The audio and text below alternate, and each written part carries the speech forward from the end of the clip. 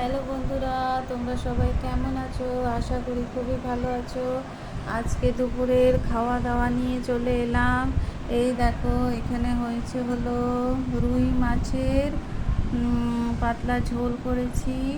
এখানে করেছি থোড় ছেচকি মাছের মাথা দিয়ে, মুসুরির ডাল আর সাদা ভাত, আর তো আছেই। আর এই যে এটা হয়েছে হলো কাঁঠাল বিরিয়ানি। বন্ধুরা, জীবনে এই প্রথম আমি শুনলাম কাঁঠাল বিরিয়ানি। আসলে এখানকার লোকেরা শ্রাবণ করে তো, ওরা মাছ মাংস খায় না, তাই ওরা এরকম ধরনের রান্না বান্না খায়।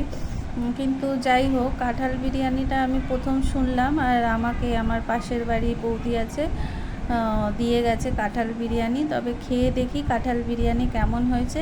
তার আগে বন্ধুরা, এই যে আমি যে থোড় ছিচকি করেছি মাছের মাথা দিয়ে, ভীষণ সুন্দর লাগবে খেতে। বন্ধুরা, তোমরা কি খেয়েছো কখনো মাছের মাথা দিয়ে থোড় ছেচকি? এই দেখো।